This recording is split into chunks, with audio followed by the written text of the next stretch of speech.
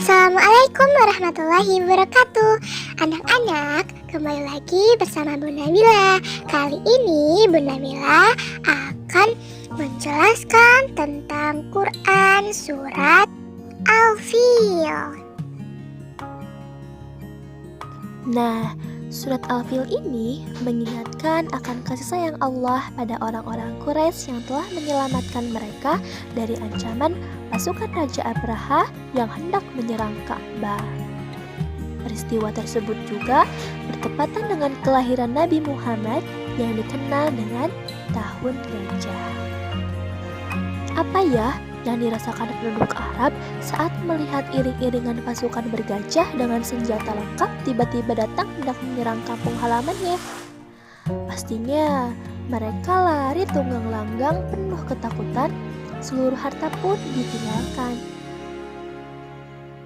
Oh iya, pada saat penduduk kota Mekah lari tunggang langgang, Abu Thalib, yaitu kakek Nabi yang dipercaya sebagai penjaga Ka'bah, pergi menemui Abrahah bin Asram untuk mengambil unta-untanya, sebab unta-unta itu miliknya. Sementara itu, keselamatan Ka'bah berada di tangan Allah. Abu Thalib pun menyerahkan keselamatan Ka'bah dari ancaman pasukan Raja Abraha kepada Allah. Nah, saat iring-iringan pasukan Abraha mulai bergerak memasuki kota Mekah untuk menghancurkan bangunan suci, tiba-tiba dari arah pantai bermunculan burung-burung berwarna hitam yang bergurung-gurung menyelimuti angkasa raya. Suasana alam pun berubah 360 derajat. Terang benderang mendak jadi gelap gulita, seolah akan turun hujan badai gurun pasir. Burung-burung yang entah dari mana asalnya itu masing-masing membawa 3 buah batu. 1 batu dibawa paruhnya, sementara 2 lagi dibawa cakarnya. Burung-burung itu silih berganti melempari pasukan bergajah hingga hancur. Tentara yang selamat lari tunggang langgang menjauhi Ka'bah yang terkena lemparan batu sijil. Tubuhnya berubah seperti daun yang dimakan ulat. Kenapa ya ungkapan Ashab Al-Fil suka diterjemahkan dengan pasukan atau tentara bergajah? Nah, dalam bahasa Arab, kata sohib itu biasanya digunakan untuk menunjukkan bagian jenis. Karenanya, Ashab Al-Fil itu mengandung makna Abrahah bersama bala tentaranya itu termasuk jenis gajah dalam hal kebinatangannya, pemahaman, dan juga otaknya. Oh iya, dalam surat Al-Fil, di samping menggambarkan kekuasaan Allah, Allah juga menuntut umat Islam untuk memperhatikan watak 2 binatang yang seolah menjadi tokoh utama dalam surat tersebut. Ayo, apa yang kita pikirkan saat kita mendengar kata gajah? Pasti deh, yang ada dalam pikiran kita, gajah itu badannya besar, juga kuat. Tapi besar dan kuat itu bukan jaminan akan menang, karena bisa jadi yang besar itu bodoh. Dalam budaya masyarakat Indonesia, terdapat sosok binatang yang menggambarkan kebodohan dan ketololan. Dialah si kerbau. Lain halnya dengan budaya Arab, untuk menggambarkan ketololan seseorang itu menggunakan sosok gajah. Walaupun bertubuhnya besar, ruang gerak si gajah itu sangat terbatas. Daerah jelajahnya hanya berkisar 518 sampai 777 km persegi. Makanya, kamu tidak akan pernah mendengar ada gajah Sumatera pindah sendirian ke Pulau Jawa atau ke pulau lainnya.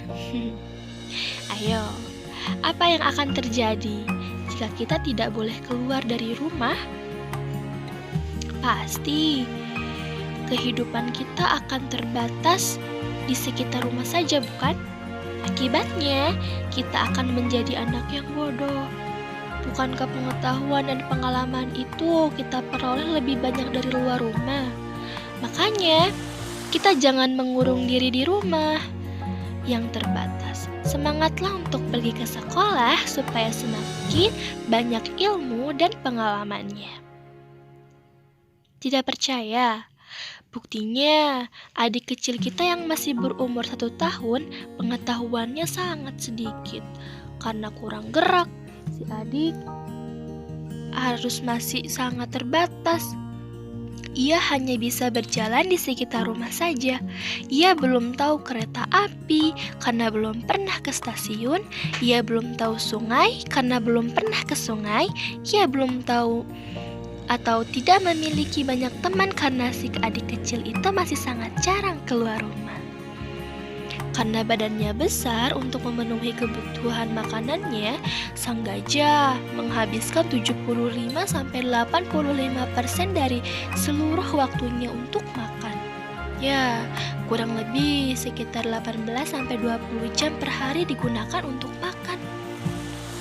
Karena ukuran badannya sangat besar, si gajah itu hobinya makan melulu. Tidak percaya? Coba perhatikan gajah tunggang yang suka ada di kebun binatang. Bukankah si gajah itu akan melangkah mengikuti makanan yang dilemparkan sang pawang? Oh iya, makanannya pun banyak yang terbuang. Hanya separuh dari makanan yang ditelannya dapat dicerna. Makanya, jika tidak ingin seperti gajah, kita jangan banyak jajan. Terlebih membeli barang-barang yang kurang bermanfaat. Ketika makan, jangan pernah diacak. Mulailah mengambil makanan yang tersaji dari pinggir, jangan langsung dari tengahnya. Sehingga ketika makanan itu tidak habis, masih bisa kita simpan untuk makanan pada waktu yang lain.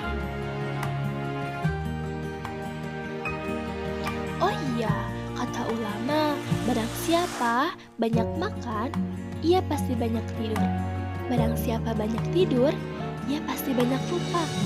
Barang siapa banyak lupa, pasti banyak dosa. Barang siapa banyak dosa, neraka tempat tinggalnya. Di samping hobi makan, sang gajah pun senang bertengkar.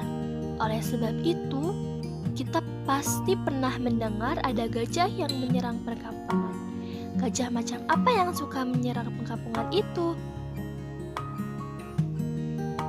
Dalam buku Dunia Binatang disebutkan bahwa gajah jantan dewasa yang menjadi pemimpin tidak rela anggota kelompoknya digauli gajah jantan yang lain. Akibatnya, perkelahian antara dua kelompok gajah sering terjadi. Jika sang pemimpin kalah, ia harus keluar dari kelompoknya. Sehingga sedang kedudukannya diambil alih oleh gajah muda. Setelah keluar dari kelompoknya, mantan gajah itu suka hidup menyendiri dan membentuk kelompok kecil yang bernasib sama. Nah, kelompok gajah barisan sakit hati itu menjadi liar dan suka menyerang pemukiman. Kalau begitu, anak yang suka bertengkar dengan saudara atau dengan teman-temannya, ia tidak jauh berbeda dengan gajah. Maukah kita disebut si gajah? Jika tidak mau, jangan suka bertengkar dengan teman dan saudara ya.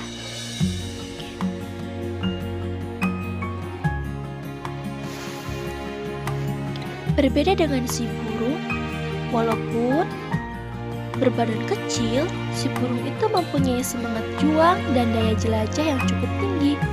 Si burung itu pun memiliki kekuatan mengembara yang sangat luar biasa. Anggota badan burung bagian depan berbentuk sayap, ditopang otot-otot dada yang sangat kuat. Karena struktur itulah, burung memiliki kekuatan terbang. Kerangka badannya yang lainnya terdiri dari tulang-tulang tipis dan halus. Burung merupakan kelompok binatang berdarah panas. Burung itu tidak pernah diam di suatu tempat. ia selalu berpindah-pindah dari satu tempat ke tempat yang lainnya. Dengan kekuatannya, si burung mampu menyeberangi samudera yang teramat luas. Si burung mampu berpindah dari satu benua ke benua yang lain. Saat di tempatnya sudah tidak ada lagi kehidupan, burung-burung itu akan segera pergi mengembara menuju tempat lain. Walaupun si burung tidak tahu bagaimana kondisi tempat yang akan ditujunya. Nah, saat si burung berpindah dari satu tempat ke tempat lain, ia akan menemukan pengalaman baru di tempat yang disinggahinya. Semakin lama mengembara, semakin bertambah pengalaman dan wawasannya. Keren bukan? Mengapa ya saat si burung berpindah dari satu tempat ke tempat yang asalnya, si burung tidak pernah tersesat di jalan? Katanya karena burung itu memiliki penglihatan yang sangat tajam. Matanya itu mampu melihat objek-objek terpisah atau bisa disebut monokulera. Si burung pun dilengkapi dengan indera semacam kompas magnetik yang berfungsi sebagai navigator dalam perjalanannya menuju tempat yang teramat jauh.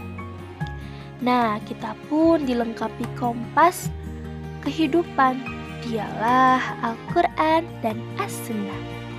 Dimanapun, kemanapun kita pergi, jika berpegang teguh pada kompas Al-Quran dan As-Sunnah, kita tidak akan pernah tersesat.